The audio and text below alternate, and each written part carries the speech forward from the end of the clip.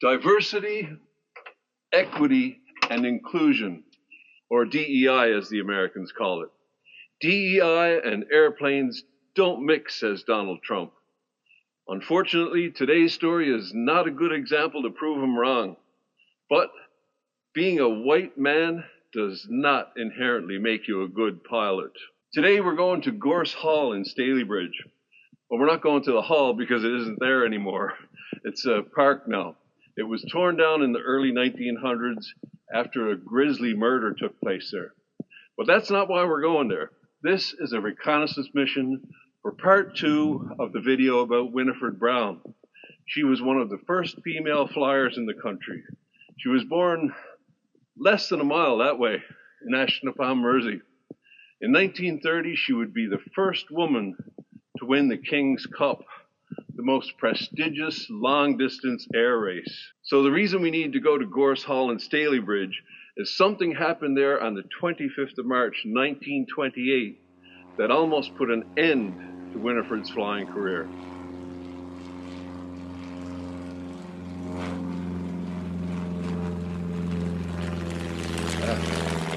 Great timing there, buddy. When a plane flies over nowadays, it's more of an annoyance than anything else. But nearly 100 years ago in 1928, it was quite the spectacle. Our story starts at the New Princess Cinema in Stalybridge.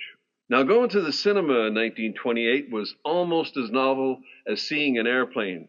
Both came into being at about the same time. The cinema was the new ultimate entertainment. And Milton Parker, the manager of the New Princess Cinema, seemed to be a bit of a showman. There was a new movie coming. Now, talkies weren't really a thing yet, but it was getting close. This new film would have a synchronized musical score with sound effects using the movie tone sound system. So the actors' voices couldn't be heard, but there was sound. What the characters were saying was still done in subtitles, or more correctly, intertitles. And good thing the voices couldn't be heard. The film caused quite a stir when it was revealed by lip readers that the actors were using vivid and extremely offensive profanities. But I digress. Hey, it's my thing. So this movie was a big deal. To promote the new upcoming movie, Parker told audiences the film would be delivered by plane. You can just imagine the gasping audience. A film with sound, and it's going to be delivered by an airplane. Now you have to remember, this was 100 years ago. Parker hired Walter Browning to pilot the plane. Now I can't find anything about this guy, but he must have been some kind of wing walker or something. He was called the Dancing Airman. Although what I can find out about him says he had only gotten his pilot's license about a week before the stunt. Anyway, his credentials were good enough for Parker, and they agreed upon this field near Gorse Hall as the landing site. A crazy choice. It was less than 200 yards long, surrounded by 4-foot-high stone walls. But whatever the reason for choosing the site, by 2 p.m. on Sunday, the 25th of March, 1928, 20,000 people had surrounded the field to witness what Parker had promised: aerial maneuvers and the landing of the plane carrying the film canister. Browning circled the field a few times and decided it was too small, and the fog didn't help either. Yes, of course there was fog. He headed back to Woodford Aerodrome, about 11 miles away, and looked for a better pilot. He was going to get one of the instructors, but then he spied Winifred Brown, the Lancashire Aero Club's best pilot. He pleaded with her to undertake the mission, as the film had to be delivered urgently. They both boarded her little Avro Avian and headed for Stalybridge. By now the crowd had dwindled to around 12,000. The field was completely hemmed in by the crowd, and boys and men were sitting and standing on the stone wall surrounding the field for a better view. Winifred made a few attempts, pulling up at the last minute as the oblivious crowd rushed in front of her path. They thought it was all part of the show and made no effort to clear the field. One last attempt, and it was looking good this time. As the little avian roared across the field, the crowd again rushed in front of her, whooping and throwing their hats in the air. She tried to veer to the left, but there were more people in that direction. No choice but to power on and pull up again. But this time, the plane's wheels clipped the 4-foot stone wall and crashed into another higher wall beyond it. Sitting on the wall was young Jackie Hood. Jackie would later die of severe head injuries. At the inquest, Winifred was completely exonerated, and it was revealed that the urgent film canister was empty. It was transported by truck to the cinema. It was all a publicity stunt. Walter Browning would try to pin all the blame on Winifred Brown, telling the coroner he could have made the landing, to which the coroner replied, "Well, why didn't you?" Milton Parker seems to have been quite the PR man. This 1927 film from the Northwest Film Archives says, "At Stalybridge, the camera panned slowly across a crowded station platform, showing families gathered to wait for the train to Blackpool. The train pulls in, then leaves with them on board and waving. The railway staff pose for the camera. The New Princess Cinema is shown with children queuing outside, and the film finishes with a shot of the cinema staff." I don't know any more about it, but it does seem like another publicity stunt that involves the New Princess Cinema. It looks like the whole town showed up for this event. Jackie Hood is very likely in this crowd. So come along as we go to Gorse Hall to find the crash site. Now there's a lot of history at Gorse Hall, and it's a long walk to the crash site, so no doubt I'm going to get sidetracked. So come on, let's get going before we lose the light, and hopefully this shower passes over soon.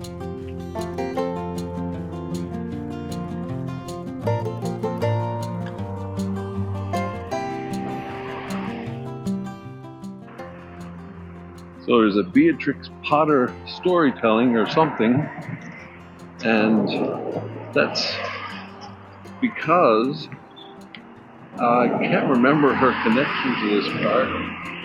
She certainly visited this park, or her mother was born here or something.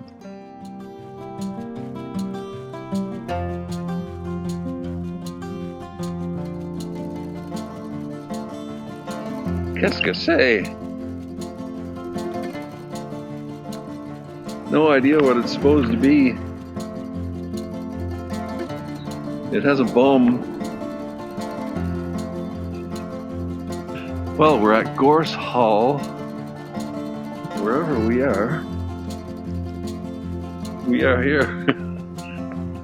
Now, oh, look at this. Another entrance barrier that allows people, but not something else. What is something else? What does it not allow through?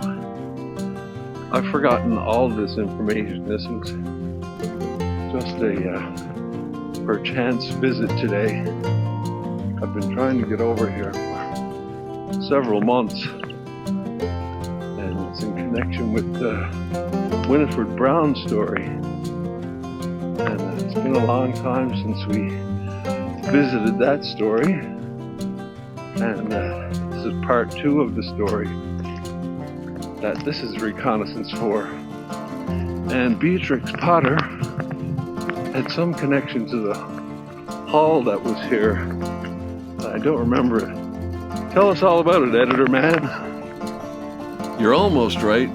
Beatrix Potter, the creator of Peter Rabbit and a host of other animal characters, was the granddaughter of wealthy Stalybridge mill owner John Leach, who built Gorse Hall on the Stalybridge-Duckenfield border in 1836.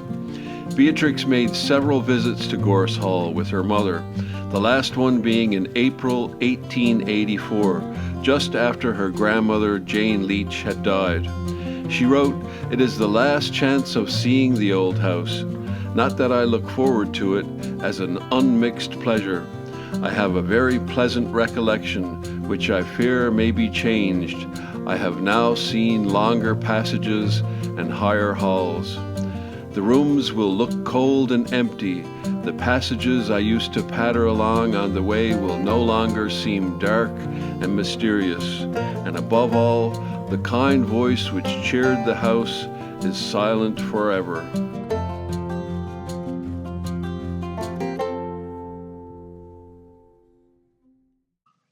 Oh, look, a present. A surprise somebody left for us. So we are up in the mountains here now. Gorse Hall Park.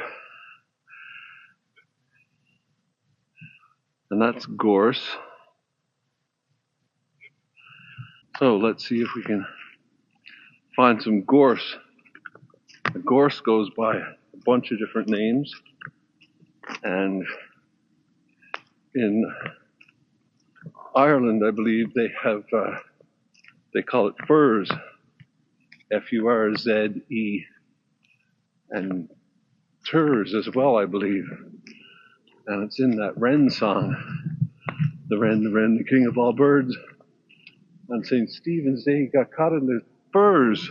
Yeah, I thought it was furs. F-I-R-S, like a fir tree, because we don't have gorse or furs in my part of Canada. I've never seen it before.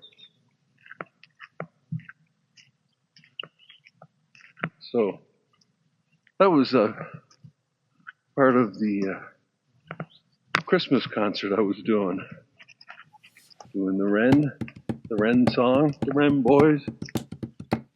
Oh, the wren, he's the king of all birds. On the Stephen's Day, he got caught in the fur. So it's up with the kettle and it's down with the pan. Won't you give us a penny for to bury the wren?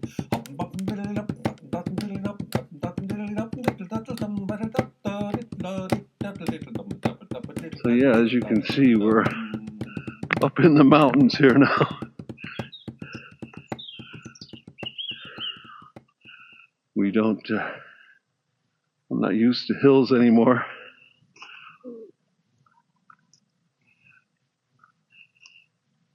The part of Greater Manchester I'm from is very flat.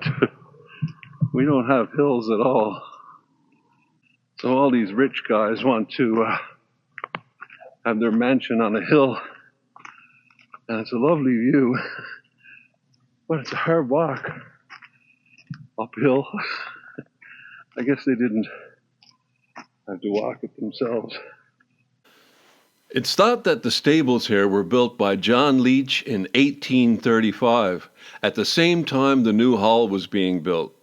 This huge building was 2 stories high and built around a courtyard. The dressed stone and interior fittings showed visitors that money was no object. There was stabling for around 6 horses, 2 coach houses, tack room, laundry, and drying rooms. There was probably also accommodation for stable hands. Upstairs there was accommodation for the coachman and his family. His wife would have washed for the main house. It was here in the stables that James Worrell hung himself after the brutal murder of his master, George Harry Storrs. The stables were later tenanted until they were demolished in the late 1950s. Nice rounded bricks coming out so you don't scratch your legs or the horses or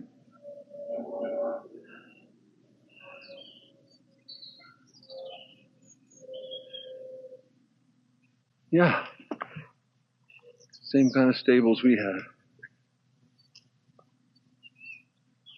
I'm sure it was something to look at back in the day.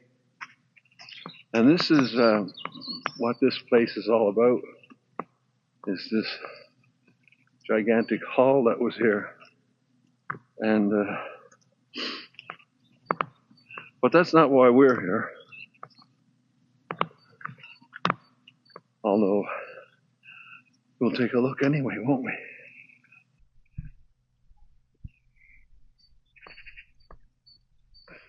So I've been taking you to all these lovely places at the worst time of year. Well, as far as flowers and trees and things like that. It's February, and there's nothing in bloom here today. Not even gorse, which I haven't seen yet here at Gorse Hall. The murder that happened at the Hall in 1909 is a story unto itself. It's an unsolved murder, and it's something we may revisit, but this is like a side story. We're here to visit the crash site of Winifred Brown that happened, and I researched all these stories, and I've forgotten all about them. So I'll just give you a little bit of the story here. On the night of September 10th, 1909, at about 9:30, George Harry Storrs and his wife Maggie were in the dining room of the mansion. Suddenly, a window was broken, and from outside a shout of "Hands up or I'll shoot" was heard.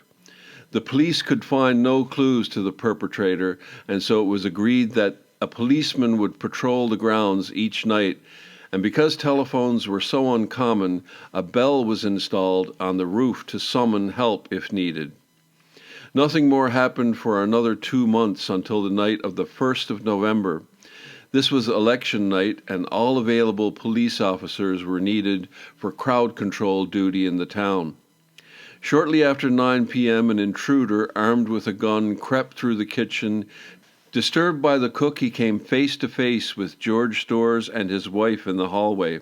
A fight ensued, and the bell was rung to call for help.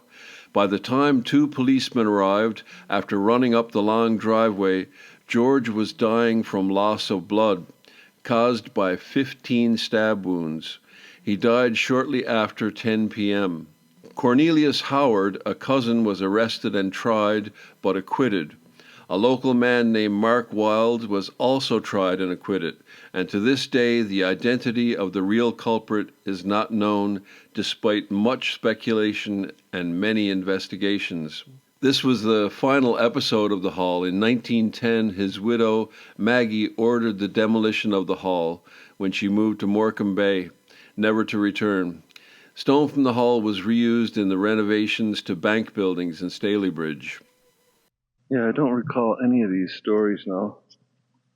It's been several months that I've looked at this story, and none of these stories have any connection to the story that I'm here to investigate. So they're kind of like secondary stories, story B, C, and D. Tucked away on the side here is Old Gorse Hall. It's first depicted on the 1692 map of Duckenfield Manor, but the earliest documentary reference to the site occurs in the will of Robert Duckenfield in 1691. Quote, "Left to my son to have one bed and the furniture thereunto belonging standing in my chamber at my house called Gorses." It is not clear what the status of the Gorses was in the 17th century, a hunting lodge farm or a second home for the Duckenfield family. In 1849, Gorse Old Hall is recorded as one building, but in 1894 is shown as 2 buildings. The current ruinous hall structure comprises of a western wing with a centrally placed inglenook fireplace, with the eastern wing showing a 17th century fireplace. Archaeological and structural evidence confirms that the earliest part of the complex of Old Gorse Hall is the western wing, suggesting a date in the 16th century. Duckenfield. Now that name I remember from the video about the ghost of Mary Webb. Now, I can't remember the details of it. Was he the guy that was that Mary Webb murdered? Was it Colonel Duckenfield? Or was he the guy that came with the cannons? I don't remember. There's a statue of him in Duckenfield. And I've forgotten all these details of that story. That's quite a while ago. But I do remember the name. And I think he owned this property, this Gorse Hall, or one that was on the site before the remains that we saw there. And Editor Man will have to tell us about that too. Again, you're close. Your memory is not as bad as you think. He did play a role in the Mary Webb story. It was Captain Adams, second in command, that Mary Webb killed. During the Civil War, Lieutenant Colonel Robert Duckenfield was appointed High Sheriff of Cheshire for 6 months in 1649. He also played a more active role in the Civil War, as he defended Stockport Bridge against Prince Rupert and conducted the siege of Wythenshawe. In 1650, he was made the Governor of Chester. Most notably, he commanded the parliamentary forces which captured the Isle of Man. Yeah, it's a lovely view from up here.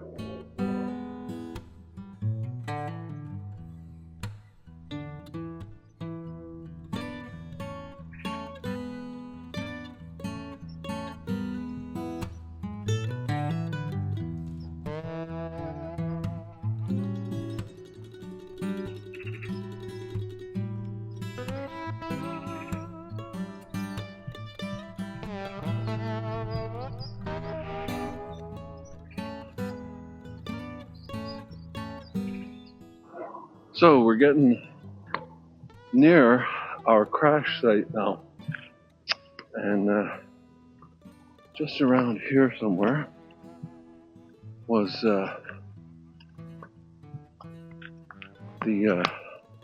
little subdivision or whatever on the other side of this fence. Wasn't here at the time, it was a field, and that's where Winifred Brown crashed her little plane. Now the fence is not even the same fence, but further down I believe there's some remains of the original stone fence that was here, and we'll go have a look. This was a rifle range here at the time, I believe. Okay, I gotta get in adventure mode. Yeah, so just right here. No, I don't think this is the fence that was here in the day, although it does look oldish.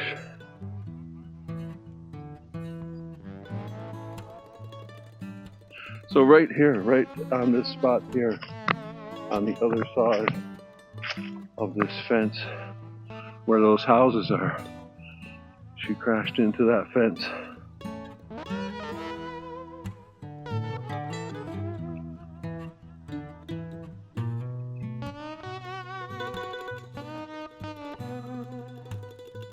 Yeah, there were 10 kids, I believe, sitting on the fence here, watching her land, looking in towards the houses, of course, not looking out this way. But they would have been sitting on that fence there, just watching her circle around trying to make a landing. And one little kid never went home that day.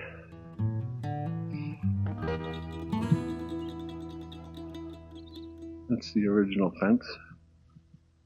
And for some reason they lowered it.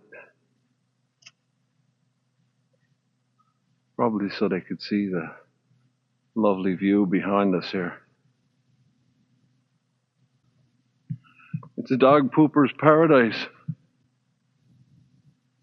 Quite the view. Yeah, on the 25th of March, 1928, Winifred was roped into flying her little plane over here to Stalybridge, and it was a very eventful flight. Very unfortunate. She ended up killing a little boy, and no fault of her own. She was told the field was safe to land in, and there was a massive crowd there gathered. It was a big publicity stunt to you know, get people to go to the opening of this new film.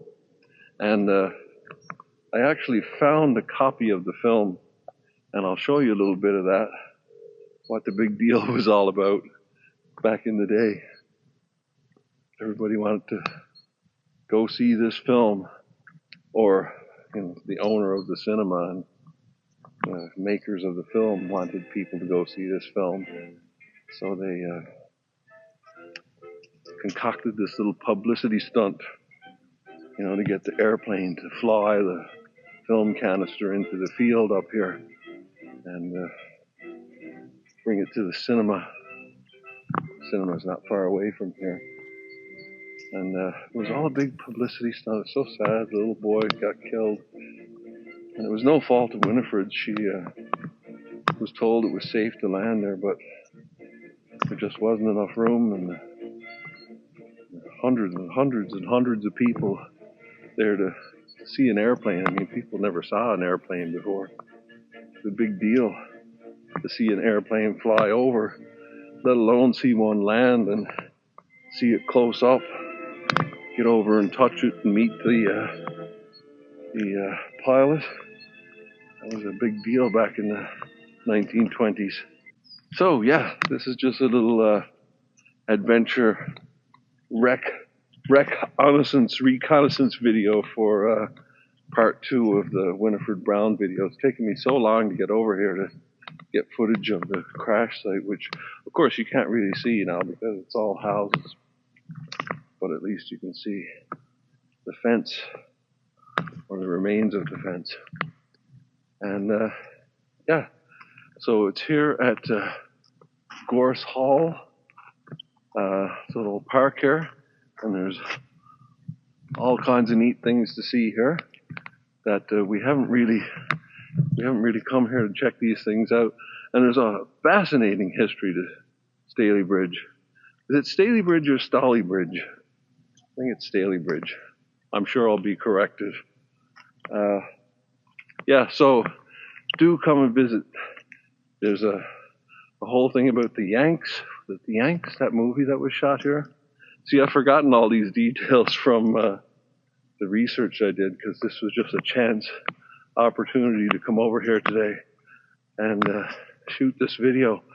So why don't you check out the part 1 of Winifred Brown, and we'll see you in the next one.